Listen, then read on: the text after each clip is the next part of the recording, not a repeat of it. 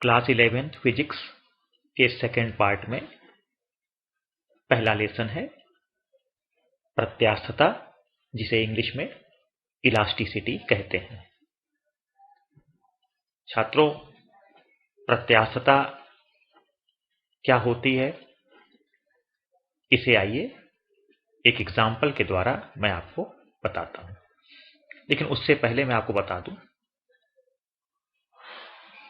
कि अभी तक हमने यह जाना था कि फोर्स या बल किसी वस्तु की गति की अवस्था में परिवर्तन कर देता है या परिवर्तन करने का प्रयास करता है।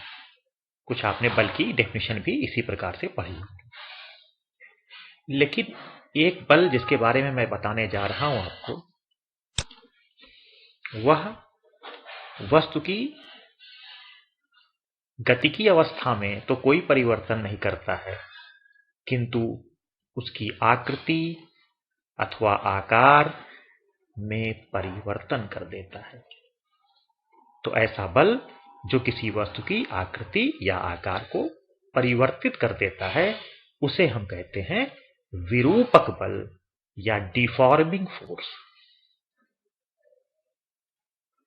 परिभाषा आप चाहे तो लिख सकते हैं कि वह बल जो किसी वस्तु की आकृति अथवा आकार में परिवर्तन कर देता है, उसे हम विरूपक बल और इंग्लिश में डिफॉर्मिंग फोर्स कहते हैं।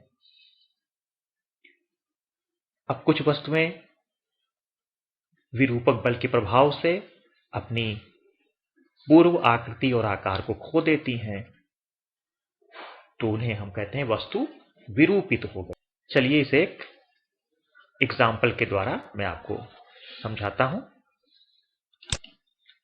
देखिए, हमारे पास एक स्ट्रिंग है, कोई डोरी है,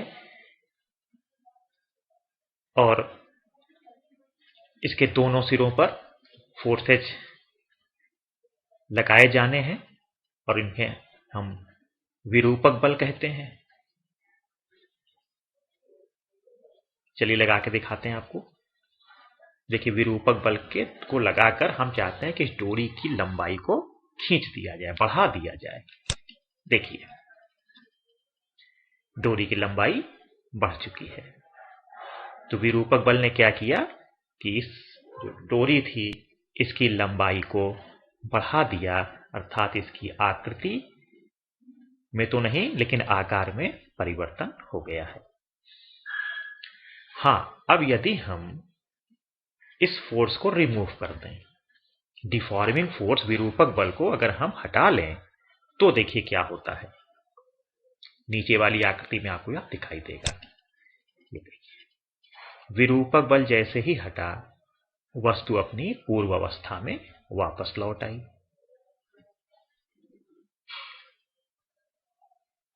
चलिए एक एग्जांपल और देखते हैं। यहां भी अब की बार मैंने दूसरे प्रकार की कोई वस्तु ली है और उसके भी दोनों सिरों पर डिफॉर्मिंग फोर्स यानी विरूपक बल अप्लाई करने जा रहा हूं। आप देखिएगा, जहां मुझे करना अप्लाई वो स्थान आप देख सकते हैं, ये बने हुए हैं। ये देखिए, विरूपक बल यहां भी लगाना, इस सिरे पर भी और यहां पर। तो जब हम विरूपक बल लगाकर इसे खींचेंगे तो इसकी लंबाई में नो डाउट वृद्धि होगी। ये देखते हैं, ये देखिए लंबाई बढ़ गई। अब विरूपक बल को हम हटाने जा रहे हैं, डिसअपियर कर देंगे। देखिए, वस्तु ने अपने पूर्व आकार को प्राप्त नहीं किया है। आप यदि दोनों जो भी मैंने घटनाएं बताई थी, आप उसको फिर से देखिएगा, तो आप देखेंगे कि इसके पहले वाली जो स्लाइड थी हमारी, मैं भी आपको दिखा सकता हूं इसमें। ये देखिए, इसमें इन दोनों में एक डिफरेंस है। यह जो वस्तु है, इसके अंदर दो फोर्सेज और आपको दिखाई पड़ रही है। देखिए, अपोजिट डायरेक्शन में। इन्हें कहते हैं रेस्टोरिंग फोर्स, प्रत्यानयन बल। और जब विरूपक बल हट जाते हैं, गायब हो जाते हैं, तो यही प्रत्यानयन बल वस्तु को उसकी पूर्व अवस्था में वापस लाने का पूरा प्रयास करते हैं।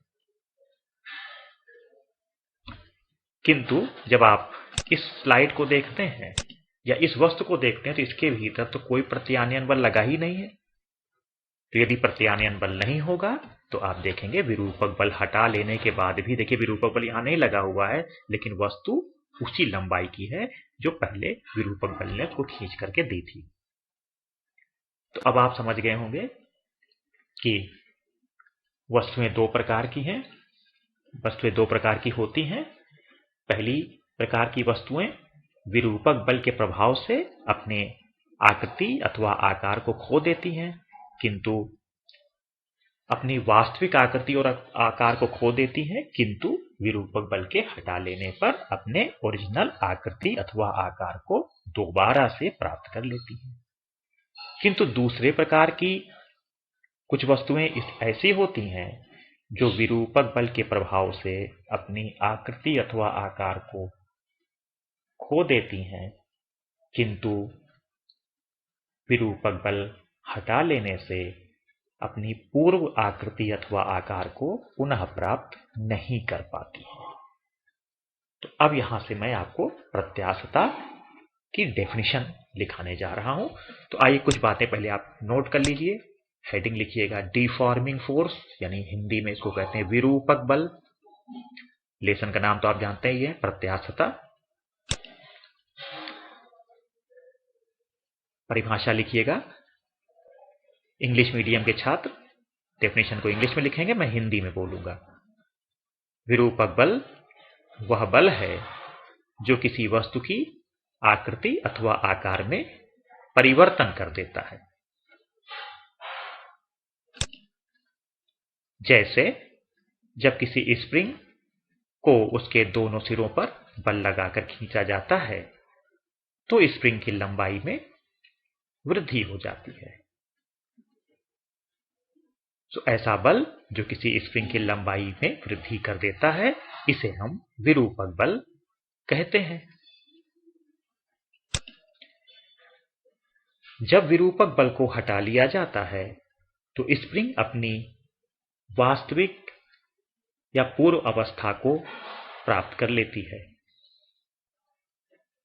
अतः वह बल जो स्प्रिंग को उसकी वास्तविक अवस्था या पूर्व अवस्था में ले आता है, उसे रेस्टोरिंग फोर्स या प्रत्यानयन बल कहते हैं।